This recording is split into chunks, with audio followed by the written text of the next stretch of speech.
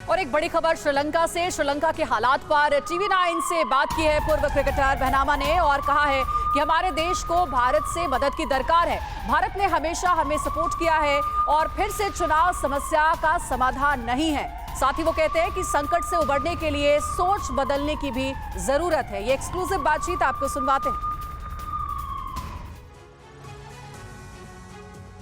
चीन की दगाबाजी के चलते आर्थिक संकट से दलदल में फंसा श्रीलंका इंच दर इंच गृह युद्ध की तरफ खिसक रहा है। ऐसे में श्रीलंका के पूर्व क्रिकेटर रोशन महानामा ने TV9 भारतवर्ष से एक्सक्लूसिव बातचीत में भारत से मदद की अपील की। Who is responsible for the current economic situation? I've told your colleagues as well, I'm not going to pinpoint at an individual. I think the leaders of the country should take responsibility. I must also say that I don't normally face the media or I don't like to be in the limelight. I've stayed under the radar. I've always come forward to support people who supported me when I was a player, and I do have a responsibility towards the people to come out and speak up. Sri Lanka में जरूरी सामान या तो लापता है या उनके दाम आसमान पर हैं। जनता सड़कों पर है, हिंसक प्रदर्शन हो रहे हैं। From India? India has always been there for us. Keep supporting us. Send a positive message across to all the Indians who have been there with us during good and bad times.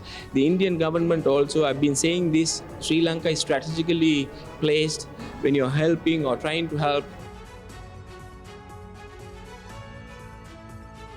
इधर रूस Ukraine जंग के बीच America को लेकर चीन का नया पैंतरा सामने आया है।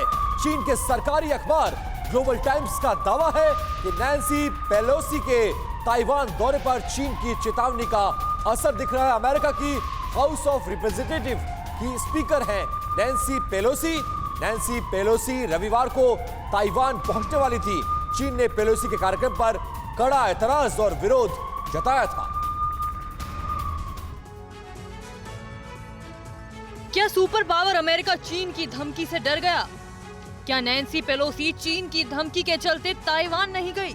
चीन के सरकारी अखबार ग्लोबल टाइम्स ने कुछ इसी तरह का दावा किया है। अमेरिका की हाउस ऑफ रिप्रेजेंटेटिव की स्पीकर नैन्सी पेलोसी रविवार को ताइवान पहुंचने वाली थी। चीन ने उनके इस कार्यक्रम पर कड़ा विरोध जताया था और कहा था कि ताइवान के मामले में किसी भी तीसरे मुल्क की दखलंदाजी बर्दाश्त नहीं की जाएगी। अमेरिका ने भले ही उस वक्त चीनी धमकी का कोई जवाब न दिया हो, लेकिन आज खबर आई कि पेलोसी कोरोना पॉजिटिव हैं और आइसोलेशन में हैं। इसके बाद से ही चीन इसे अपनी जीत के तौर पर पेश कर रहा है। दरअसल चीन अपनी आंखों में कांटे की तरह खटकने वाले ताइवान को मिटा देना चाहता है। हाल के दिनों में ताइवान के एयर स्पेस में अपने फाइटर जेट्स भेजकर चीन अपने इरादों का सबूत भी दे चुका है। अमेरिका की मदद के दम पर ताइवान चीन से टकराने को तैयार नजर भी आता है, लेकिन चीनी धमकी के बाद पेलोसी के कार्यक्रम में आई ये तब्दीली कहीं ताइवान के सिर से अमेरिकी सुरक्षा कवच हटने का संकेत तो नहीं। फिक्र आपकी, सोमवार से शुक्रवार रात 9 बजे सिर्फ TV9 भारतवर्ष पर।